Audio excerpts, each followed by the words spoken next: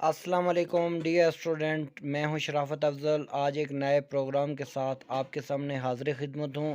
इस प्रोग्राम में बेसिकली हम पढ़ेंगे जो टॉपिक वो हैं डेरिवेटिव और डिफरेंशिएशन। ये चैप्टर नंबर 6 है और ये प्रोग्राम आपके लिए बहुत ज़्यादा हेल्पफुल साबित होता है, क्योंकि इकनॉमिक्स के अंदर बेसिकली डेरिवेटिव को बहुत कलीदी किरदार हासिल है और बहुत इंपॉर्टेंट रोल प्ले करता है डेरिवेटिव।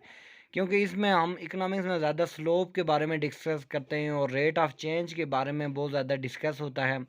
और इकोनॉमिक्स के हर फैक्टर के ऊपर डेरिवेटिव बहुत इंपॉर्टेंट रोल प्ले करता है।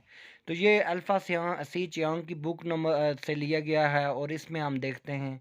तो आइए हम अपना लेक्चर स्टार्ट करते हैं। इंट्रोडक्शन में देखें कि स्लोप ऑफ फंक्शन ग्राफ और इम्पॉर्टेंट इन इकोनॉमिक्स।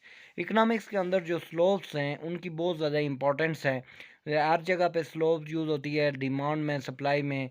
ये देखें नंबर 1 पे देखें तो total cost curve, how fast do the cost increase with production, के प्रोडक्शन फंक्शन के साथ साथ कास्ट कैसे इंक्रीज़ होती है।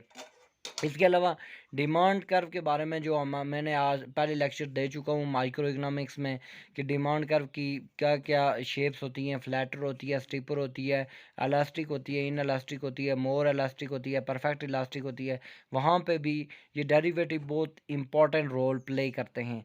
इसके अलावा प्रोडक्शन पॉसिबिलिटी जो कर्व है, कि how much bread must be give out in order to produce a more milk, यानी ज़्यादा से ज़्यादा दूध प्रोड्यूस करने के लिए हमें कितनी कम रोटी छोड़नी पड़ेगी। तो ये जो बेसिकली क्या होता है कि ये हम बेसिकली पे ऑफ कर रहे होते हैं या फॉरगिव कर रहे होते हैं। तो उसको वहाँ पे भी हम इसको यूज़ करते हैं, जिसको अपॉर्चुनिटी कॉस्ट भी कहते हैं। अब देखें हम डेफिनेशन देखें। The technique of measuring the slope of function in case it is exist is called the differentiation. वो टेक्निक या वो फंक्शन जिसमें हम स्लोप फंक्शन को मेजर करते हैं उसको डिफरेंशिएशन कहते हैं।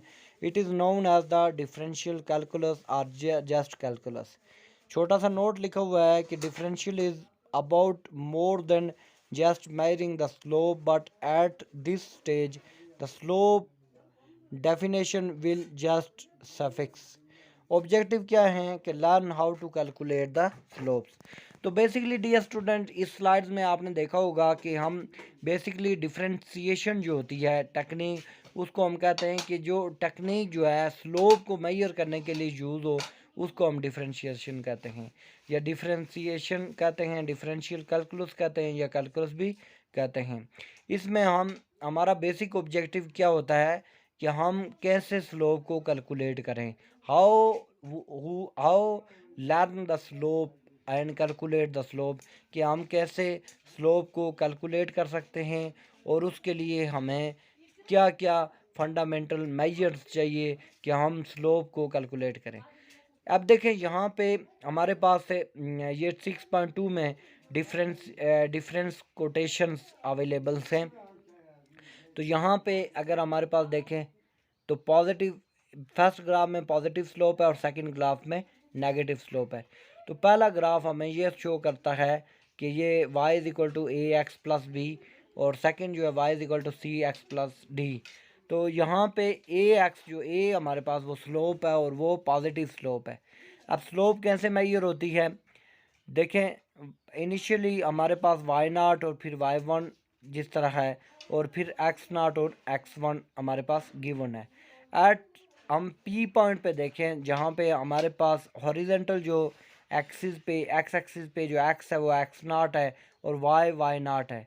जब हम एट पॉइंट क्यू पे गए तो हमारे पास जो वर्टी हॉरिजॉन्टल एक्सिस में हमने जो डिस्टेंस तय किया वो x1 था और वर्टिकल एक्सिस पे जो आउटपुट तय किया y तय किया वो y1 था। बेसिकली ये डियर स्टूडेंट इस तरह है कि स्लोप बेसिकली हमारे पास हमें ये बता रही होती है बेसिकली राइज ओवर रन, कि जब हम सीढ़ियाँ चढ़ते हैं किसी ऊपर वाली बिल्डिंग पे जाते हैं तो हम राइज भी कर रहे होते हैं और रन भी कर रहे होते हैं। तो राइज का जो डिस्टेंस है वो हमारे पास एक्स एक्सिस पे शो हो रहा होता है रन का, और राइज का जो डिस्टेंस है वो वाई एक्सिस पे शो हो रहा होता है।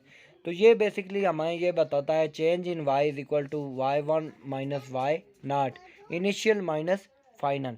और चेंज इन एक्स जो है वो है हमारे पास x1 minus X naught, initial distance cover by object and final distance cover by object. इसको हम कहते हैं डिफरेंस कोशंस। तो ये रूल बेसिकली सबसे पहले डेरिवेटिव में यूज़ हो रहा होता है और इस रूल को हम यूज़ कर रहे होते हैं। डियर स्टूडेंट के इसकी एग्जांपल मैं इस तरह कोट कर रहा होता हूँ कि जब हम में से कोई भी बंदा जब स्टेयर पे चढ़ता है, सीढ़ियाँ चढ़ता है, तो देखें सीढ़ियों पे चढ़ने का ये मतलब होता है कि वो बंदा जो है वो हॉरिजॉन्टल डिस्टेंस भी तय कर रहा होता है और वर्टिकल डिस्टेंस भी तय कर रहा होता है, और वो हॉरिजॉन्टल और वर्टिकल डिस्टेंस को जो तय करता है उसको बेसिकली कहते हैं स्लोप। अब देखें उसके बाद हम देखें तो वही use a Greek word delta, इसके लिए हम सिंपली जो है डेरिवेटिव के लिए डेल्टा यूज़ करते हैं, जो ग्रीक वर्ड है donate the change in variable. अब इसकी डेफिनेशन में देखें, consider a two variable Y naught and Y one, the difference जो है delta Y is equal to Y one minus Y naught is called the increment of the variable Y. अब general setting के अंदर देखें, सबसे पहले हम question जो फार्मूला है उसको कैलकुलेट करने की कोशिश करते हैं। Since the equilibrium value of the endogenous variable, dear student मैंने आपको दो वेरिएबल के नाम बताए हैं, one is the endogenous variable and other one is the exogenous, जो लास्ट वीडियो में कर चुका हूँ। Endogenous variable are the variable which are determined by within the system and exogenous variable are variable which is determined by the out of system. अब इस equation में हमारे पास endogenous variables can be represented as the function of the exogenous variable. It would be hardly to give the answer to following general question. Given a change in exogenous variable x, what would be the result change in the endogenous variable y? तो यहाँ पे y is the function of a लिखा हुआ है, तो a हमारे पास exogenous variable है जो change करता है y को। तो अब a जो है exogenous variable है, ये is current value of the exogenous variable of x। ए को हम एक्सोजेनस वेरिएबल ऑफ एक्स भी कहते हैं, y correspondent value of the endogenous variable y, और वाई जो है हमारे पास एंडोजेनस वेरिएबल है और वाई चेंज हो रहा है due to the change of a या एक्स की वजह से। So a plus delta x, a initial हमारे पास वैल्यू है, डेल्टा एक्स हमारे पास चेंज है, तो y plus delta x y, तो y is the function of a, हमने पहले लिखा उसकी वैल्यू पुट करते हैं, तो y is equal to f into a plus delta y की जगह हम लिखेंगे f into a plus x minus F A, initial minus final. तो ये हमारे पास इस फंक्शन को हम इस तरह रिप्रेजेंट करते हैं, देखें Y is the function of A, so that implies that A plus delta x. तो जब हम y प्लस डेल्टा वाई इसका रेट ऑफ चेंज लेंगे तो हमारे पास ये हॉरिजॉन्टल वर्टिकल चेंज है, तो f of a plus delta x minus f of a, इसको डिनोट करते हैं इस तरह हम। तो डियर स्टूडेंट यहाँ पे हम देख सकते हैं कि हम जिस रूल के बेसिकली इनिशियली करने की कोशिश कर रहे हैं उसको हम क्वोशंट रूल कहते हैं, और इसको हम जनरल रूल भी कहते हैं, जनरल रूल ऑफ क्वोशंट।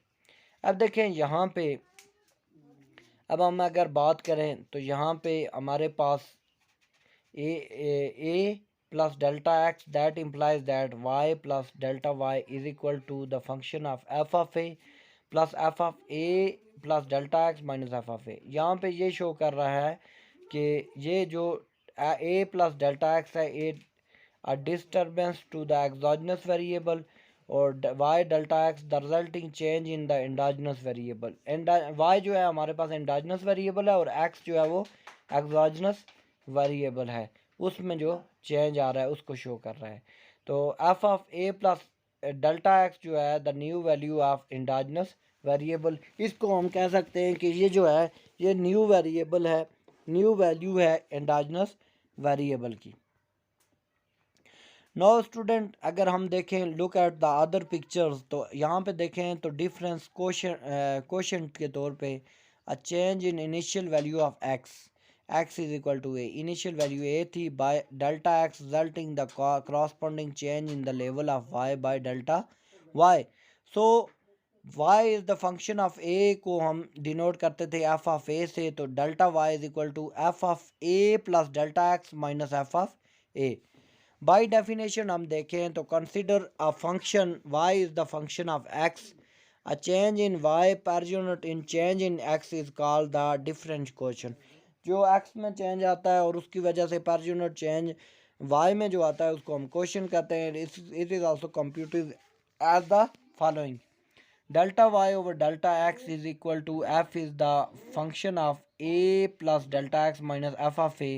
तो डेल्टा एक्स दोनों साइड पे हम बोथ साइड पे डिवाइड कर देते हैं तो ये हमारे पास बनता है। Note: difference question is known as the Newton question. Number 2, different question represent the amount of change in y per unit change in x so that it can be interpreted as the rate of change of y with respect to rate of change of x।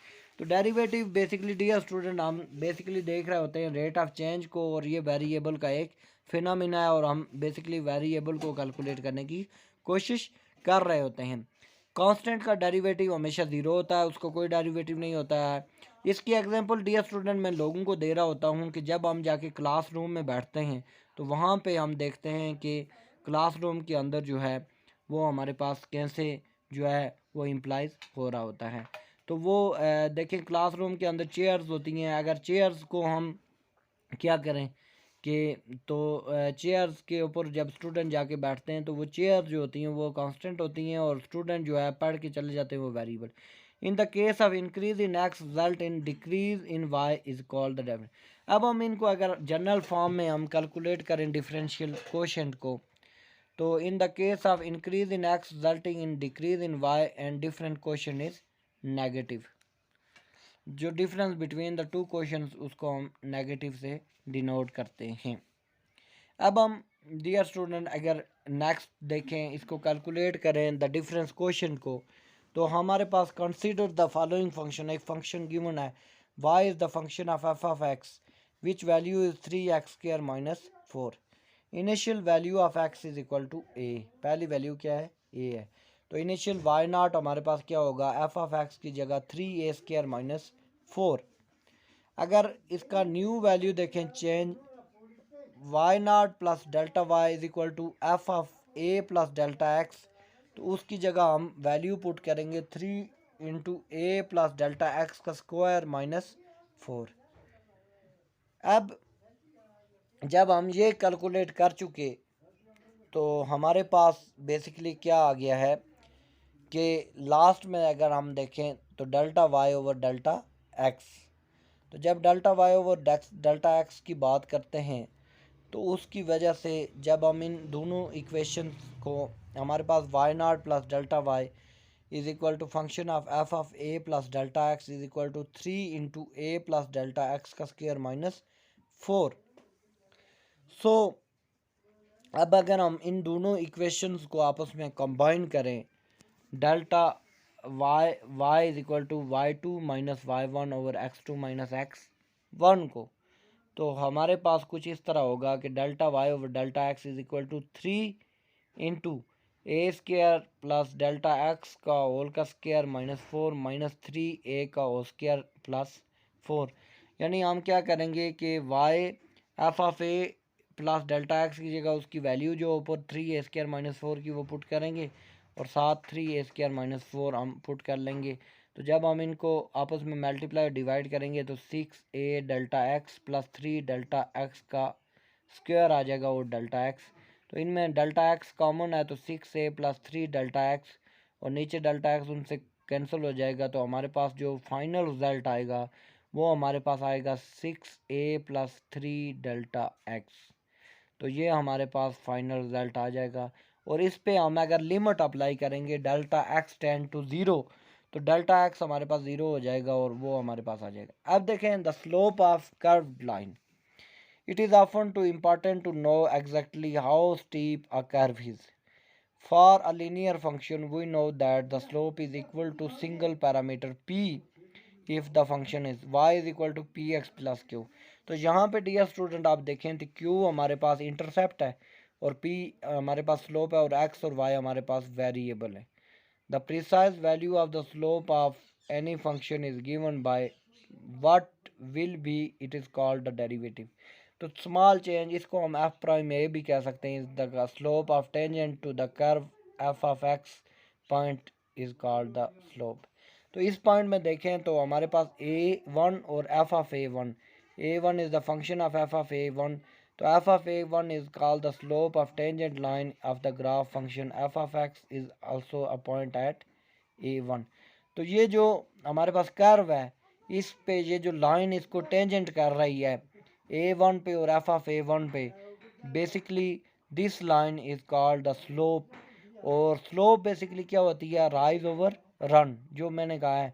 तो derivative क्या show करता है, F of prime of ए जो है ये derivative एक शक्ल है, तो ये शो करता है कि rate of change of y with respect to rate of change of x, यानी एक्स में चेंज होने की वजह से हमारे वाई फंक्शन में कितना चेंज आ रहा है। Basically this is called the slope of tangent.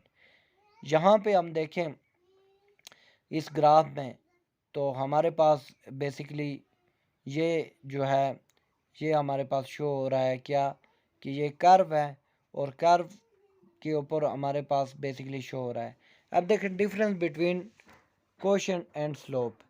तो अगर उनका डिफरेंस देखा जाए, the difference between quotient is the slope of dotted line p q is equal to delta y और delta x measure the average slope of y is equal to x square plus 4 between p and Q.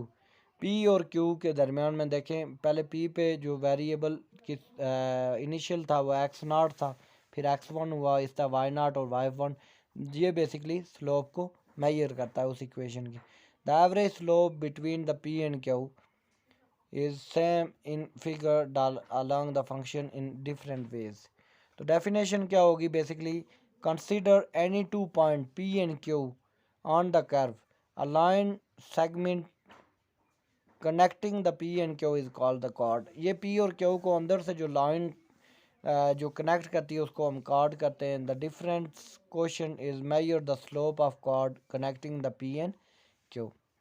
अब देखिए fixing point p there is exist infinite many point on q, hence the infinite many chords and associated slope, which one is the slope of the curve at point p। तो ये देखें ये card की जो है वो different, ये जो एक लाइन है इस पे बहुत सारी पॉइंट है, बहुत सारे पॉइंट इस पे एग्जिस्ट करते हैं। तो बेसिकली ये सारे पॉइंट कार्ड्स कहलाते हैं और ये बेसिकली हमारे पास शो करता है कि पी और क्यू जो कार्ड्स हैं बेसिकली ये स्लोप से हमारे पास जो गिवन है। अब देखें टेंजेंट एंड स्लोप। अगर टेंजेंट को देखें, कंसीडर द फॉलोइंग फंक्शन, एक फंक्शन हमारे पास cost is the function of 1 plus q square. तो यहाँ पे अगर हम डियर स्टूडेंट देखें एट इनिशियली ये हमारे पास हॉरिजॉन्टल एक्सिस पे क्वांटिटी है और वर्टिकल एक्सिस पे हमारे पास क्या है, कॉस्ट है। अब देखें इनिशियली हमारे पास क्वांटिटी हम प्रोड्यूस कर रहे थे क्यू नॉट और उस वक्त कास्ट हम बियर कर रहे थे सी नॉट एट पॉइंट ए। ये कॉस्ट कर्व हमारे पास शुरू, जब हमने क्वांटिटी प्रोड्यूस करना शुरू कर दी Q1 तो हमारे पास जो कास्ट है वो प्रोड्यूस हो गई, वो जो कास्ट आई उस पर C1 एट पॉइंट बी। तो जो चेंज आया क्वांटिटी Q0 टू Q1 उसको हम डेल्टा Q कहते हैं और जो कास्ट में चेंज आया है C0 टू C1 उसको डेल्टा Q कहते हैं।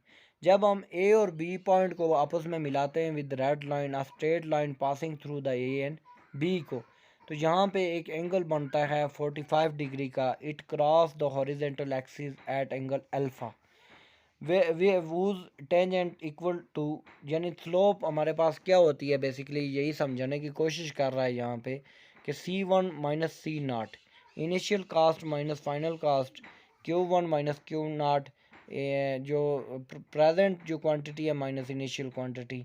सो the slope of equation is equal delta q over delta c over delta q. As delta q is getting smaller the this straight line will be approaches to tangent line at cost CQ at Q not. तो जितनी जितनी ये slope जो है ये कम change आएगा, straight line झुकती जाएगी और वो Q नॉट पे एग्जिस्ट करेगी। तो ये बेसिकली हमारे पास किसको शो कर रहा है, स्लोप को। और स्लोप के लिए हमारे पास tangent beta is equal to limit delta x delta q tend to zero delta c over delta q. तो 10 टू 0 का मतलब ये है कि ये इनफाइनाइट यानी बहुत स्मॉल चेंज है, too much, very very much small change in economy. This is called the delta c over delta q and the limit is delta q is 10 to 0। अब देखें टेंजेंट लाइन डेफिनेशन देखें, a straight line that has only one single point in a common with the curve is called the tangent. वो point, एक single point जहाँ पे curve touch करती है उसको हम टेंजेंट कहते हैं। तो अब यहाँ पे ये जो कर्व है y is equal to x square plus 4 quadratic curve है, तो इस पे जो लाइन p पे टेंजेंट कर रही है, तो यहाँ पे x नॉट और y नॉट, इसको हम टेंजेंट कहते हैं। Straight line AB is tangent to curve y is equal to x square plus 4 at point P is equal to x naught, and the slope of tangent AB is point P is unique. A tangent with steeper or less steeper slope than AB would be the curve is right. So next हम चलें the derivative. The derivative, consider the function f of x at point x naught. Consider the incremental function argument delta x is taken at point x naught. The limit of the difference quotation, compute the function f x at point x naught for delta x tend to 0 is called the derivative. तो ये derivative basically a small change in x with rate of change of x with respect to rate of change of very small change in y is called the derivative. So अगर हम derivative को denote करें notation में, तो हम कह सकते हैं d y over d x is equal to f prime a भी कह सकते हैं, d y over d x भी कह सकते हैं, या limit delta x tend to zero delta y over delta x is equal to limit f of x minus f of a over delta x. So note one देखें, the derivative f prime of x taken at a point x not is the function of point x naught along, while the difference quotation is a function of both x naught and delta x. Note, derivative may not be computed from the certain function. For example, function with king do not have a derivative anywhere in their domain. ये dear student basically देखें तो हमारा variable जो होता है, basically there are two type of variable, one is the continue variable and other one is the discrete variable. A continue variable are those variable जिनमें jumps और gap ना आए और उनमें king shape ना आए, उनमें कोई breakup ना हो, these variable are the called the continuous variable. जिस तरह घड़ी की सुइयां हैं, जब घड़ी चलती है, टाइम चलता है, तो वो बेसिकली घड़ी जंप नहीं करती, बल्कि 1 बजेगा, फिर 2 बजेंगे, फिर 3, इस तरह करके चलती है। तो इसमें ये कंटिन्यू वेरिएबल है, टाइम जो है वो क्या है, कंटिन्यू वेरिएबल है। और टेम्परेचर को देखें तो अभी अगर सूरज बहुत ज़्यादा तपश के साथ है और अचानक उसके सामने बादल आ जाएं, तो वो उसका जो टेम्परेचर पहले था वो गिर जाएगा एकदम। तो ये डिस्क्रीट वेरिएबल हैं, इसमें किंग हैं और जंप्स हैं। तो वो वेरिएबल जिसमें जंप्स आ जाएंगे या किंग आ जाएं, those variables are called the discrete variable, और those variable which are going at a smooth way is called the continuous variable. तो डेरिवेटिव बेसिकली कंटिन्यू वेरिएबल में यूज़ होते हैं, और वो कंटिन्यू वेरिएबल जो होते हैं उनका इजीली हम rate of change find out कर सकते हैं, बट डिस्क्रीट जो वेरिएबल्स हैं उनका रेट ऑफ चेंज हम फाइंड आउट नहीं कर सकते। नोट नंबर 3 को देखें। अब देखें, a straightforward recipe for computing the derivative. अब क्या है, choose a point A on the function domain to increase by small change. Compute the corresponding change in the function value f of A plus delta x minus f of A. Compute the difference quotient f of A plus x minus f of A over x. Try to simplify the Newton quotient as much as possible. Infer the value of derivative as the value of Newton quotient for very small. तो यहाँ पे वही जो formula हमने सबसे पहले drive किया है उसी के बारे में बता रहे हैं कि उसके कौन कौन से स्टेप हैं। कि सबसे पहले हमने इनिशियल पॉइंट फाइंड आउट करना है, उसके बाद rate of change find out करना है, and f of a plus delta x minus f of a, और फिर उसको डेल्टा एक्स के साथ हम जब डिवाइड करते हैं तो उसकी वजह से हमारे पास जो है वो स्ट्रेट फॉरवर्ड आता है। अब देखिए स्ट्रेट फॉरवर्ड एग्जाम्पल भी हमारे पास गिवन है, denote h is equal to delta x, तो a is equal to f of a plus h is equal to a plus h का क्यूब। तो यहाँ पे एक फार्मूला होता है ए प्लस बी का whole cube is equal to a cube plus 2a² b 3a² b plus 3ab² plus b cube. तो यहाँ पे वही है कि a cube plus 3a² h plus 3ah² plus h cube. F of a plus h minus f of a में जो दूसरा उसका फार्मूले का दूसरा पोर्शन है उसमें पुट करेंगे तो a cube plus 3a² h plus 3a² plus h cube minus a cube. तो जब हम इसको सिंप्लीफाई करते जाएंगे तो हमारे पास ए क्यूब आपस में कैंसिल हो जाएंगे, तो हमारा 3a² h plus 3a² plus h cube. उसके बाद देखें नेक्स्ट जो है F of a plus h minus f of a over H के साथ जब हम डिवाइड करेंगे तो हमारे पास एच एच कैंसिल हो जाएगा, कॉमन आके 3a² plus 3ah plus h square. So as h grow smaller the difference question about loser 3ah and h square so that its value became equal to 3a square. While the straightforward recipe work at right simple function, it is very difficult to apply a more complicated. तो ये जो method है, ये question method, ये straight forward simple function के लिए तो बहुत अच्छा है, लेकिन कॉम्प्लिकेटेड फंक्शन जिस तरह ये स्क्वायर रूट है उसके लिए ये अच्छा नहीं है। उसके बाद देखें कांस्टेंट फंक्शन रूल में हम देखें तो y is the function of k dy over d x is equal to f of prime of a is equal to limit delta x is equal to 0 f of a plus x minus f of a और delta x is equal to k। तो constant का जो derivative होता है वो 0 होता है। There is important difference between f of prime 0x and f of prime is equal to 0. f of prime x is equal to 0 mean that the derivative of the function f is equal to 0 in domain of f in case of function f is constant. f of prime a is equal to 0 mean the function f has 0 derivative at particular point so that the tangent to function is 0. अब देखें power rule की बात करते हैं next. जब हम वो question rule देख लिया, पावर रूल की बात, in case of the arbitrary constant f of x is equal to a की पावर एक्स, तो जब इसका डेरिवेटिव लेंगे तो इसकी जो पावर है एक्स के ऊपर ए वो पहले आ जाएगी और ए में से एक माइनस हो जाएगा। फॉर एग्जाम्पल तो यहाँ पे देखें डियर स्टूडेंट के f of a is equal to x की पावर ए है, तो f of prime of x जो है हमारे पास वो गिवन होगा किस तरह के एक पावर को पहले लिख लेंगे और पावर में से एक माइनस करेंगे तो a x a minus 1। For example हमारे पास एफ ऑफ एक्स की पावर 3 है, तो हम अगर देखें f of x plus h minus f of a, तो a cube plus 3a² h plus 3a² plus h cube minus a cube. तो हमारे पास ये आ जाएगा 3a² h plus 3a² plus h cube divided by h करेंगे तो h tend to infinite करेंगे तो हमारे पास h जो है वो 0 हो जाएगा और बाकी हमारे पास 3a² रहेगा। तो clearly differentiating a polynomial degree n the number of the time equal to n plus 1 will result the function that is identity to equal to 0. So additive rule है डेरिवेटिव का, जब भी कोई कांस्टेंट डेरिवेटिव में add करते हैं या multiplicate करते हैं additive rule y is equal to a plus f of x, तो जब हम डेरिवेटिव लेंगे तो y prime is equal to f of prime x, तो इसका मतलब ये है कि कांस्टेंट का डेरिवेटिव 0 होगा। Remember additive constant mean the shift a graph vertical up or down which does not change this slope.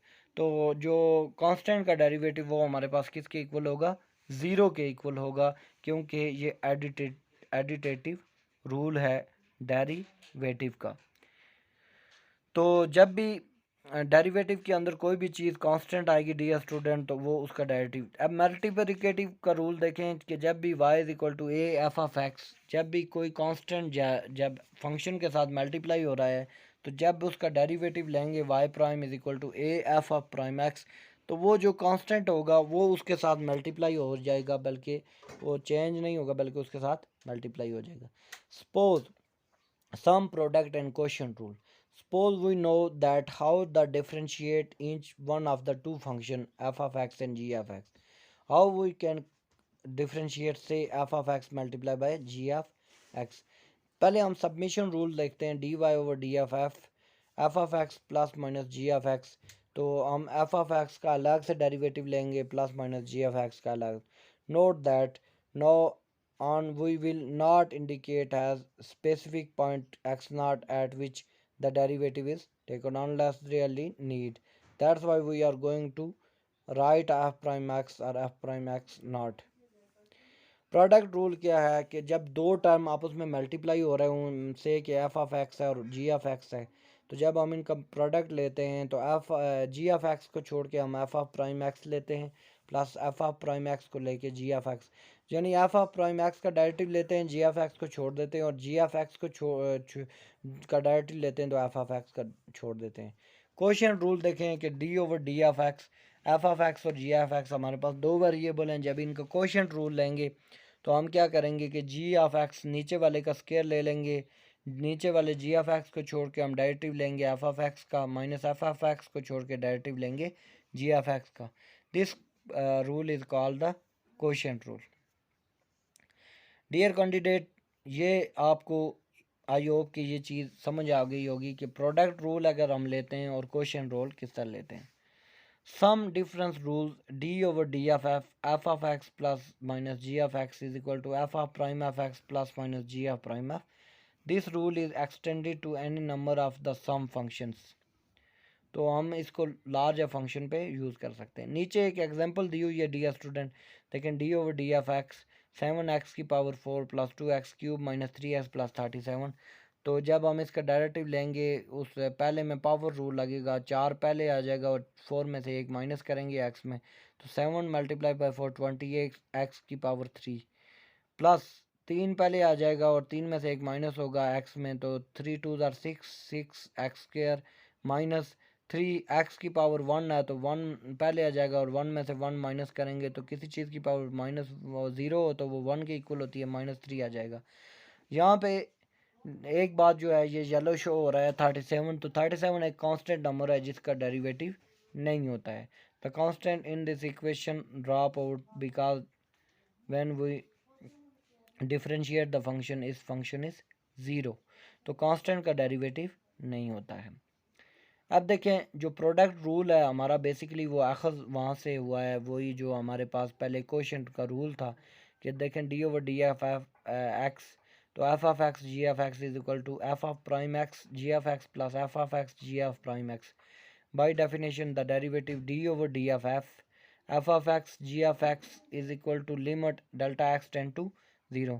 तो वो जो हमारे पास क्वेश्चन था उसके अंदर हम पुट करेंगे f of x plus delta f g of x plus delta x minus f of x g of x over delta x. तो उसमें वो जो वैल्यूज़ हैं वो पुट करते जाएंगे f of x plus delta f into g of x plus delta x minus f of x into g of x plus delta x minus f of x g of x minus f of x g of x plus delta x. जो वो values put करते जाएंगे उसको simplify करेंगे तो last में जो हमारे पास आंसर गिवन में आएगा वो आएगा f of prime of x g of x plus f of x g of prime of x.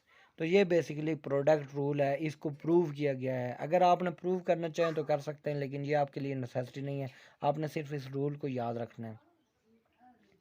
उसके बाद मार्जिनल एवरेज रेवेन्यू की बात करें, इसको इकोनॉमिक एप्लीकेशन में देखें। Since we know that the firms average revenue is given by some function, so average revenue is equal to function of Q. When we can say about that the difference between average and margin revenues, we can apply the product rule by differentiate this. तो product margin revenue में जब quantity से इसको multiply करेंगे तो total revenue आएगा, और जब इसका डेरिवेटिव लेंगे टोटल रेवेन्यू का d over d q, total revenue q is equal to d over d, तो ये हमारे पास क्या आ जाएगा, एवरेज रेवेन्यू आ जाएगा, F of Q prime Q into F of Q. In the case of perfect computation we know that average revenue is same, so that उसमें constant है तो ये उसका डेरिवेटिव क्या होगा, 0 होगा। on other hand when ये देखें प्रिमिटिव और मार्जिनल फंक्शन में देखें, a derivative function f prime is called the marginal of function of x. function of x can also a primitive function with respect to marginal function f prime f. जो पहला function है उसको primitive कहते हैं, जो derivative जिसका आ जाता है उसको मार्जिनल फंक्शन कहते हैं।